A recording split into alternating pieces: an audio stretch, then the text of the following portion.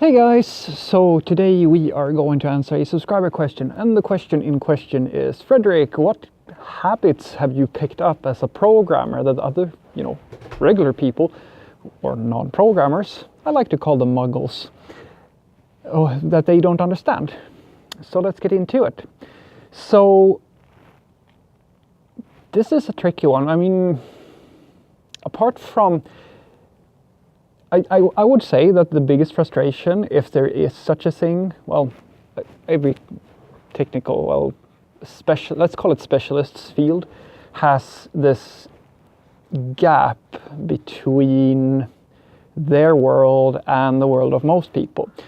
If you are, there is one clear benefit in my world when it comes to working in professions where, I'm not saying that it's simpler, but it doesn't require you to go to school for a long time, or it doesn't require you to have specialist knowledge. It doesn't require a form of training that is very unapproachable to a lot of people. Because I actually argue that one of the main reasons, if I look at statistically all the people that I know who works in say sales, pretty much all of them have been, or in public relations, anything like that. If you work with people, they all seem to favor sports as kids, because it's a very accessible thing, right? They learn to talk to people in a way that makes most people comfortable.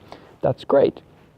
But when you are working as an engineer, as a specialist field, it's very hard for you to share things with other people. However, it's very rare that I feel that people don't understand things like habits that I have. I would say one though. There is one thing that freaks a few of my non-technical friends out a little bit, and that would be the corner case mindset.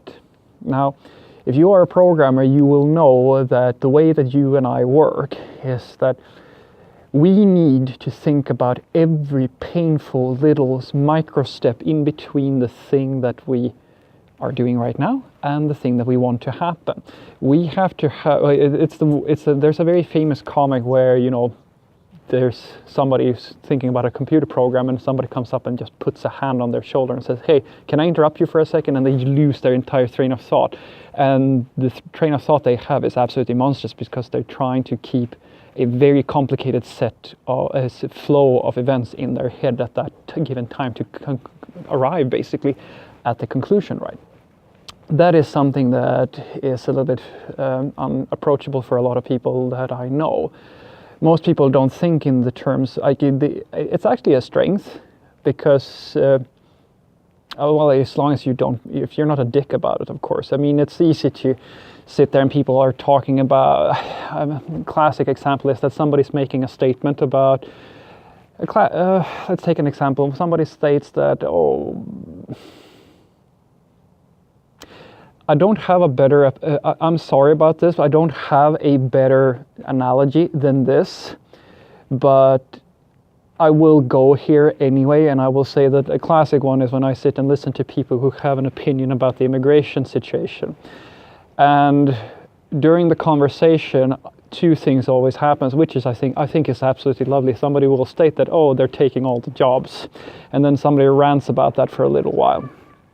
And then somebody else says, we go into the social benefits system, and somebody says that, but most of them are on welfare as well. And then I can't help it. I have to say it. It's like, it's something that is deeply nested in me. And I say, isn't it funny? Doesn't it sound a little bit odd that this problem that you're describing, that these people that you're talking about, they're taking all the jobs and they're all on welfare at the same time? How can you be on welfare and take all the jobs at the same time? Anywho, that's the sort of thing that you kind of have this, you get another way of thinking, because, as I said, you're very accustomed to thinking about corner cases. You're accustomed to thinking about systems, like a very complicated because that's what a system is in essence. It's a very, very big sequence of different events that take place, and these flows, you need to keep them in your head and understand how each of the parts work, or at most of the time you need to understand that. And when you think about things in that perspective all the time, it's a very different mindset from how a lot of people think, because most people don't really analyze, they don't reflect so much about every step in a sequence of events.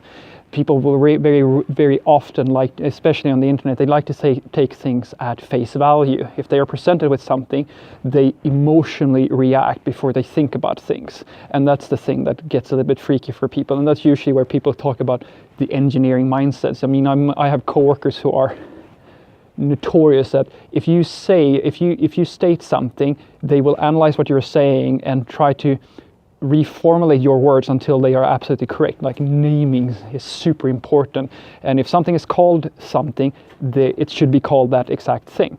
There's tons of these. I don't usually do these things, but it's very common that I hear, oh, that guy is doing that just because, you know, he's an engineer or he's a programmer or something like that.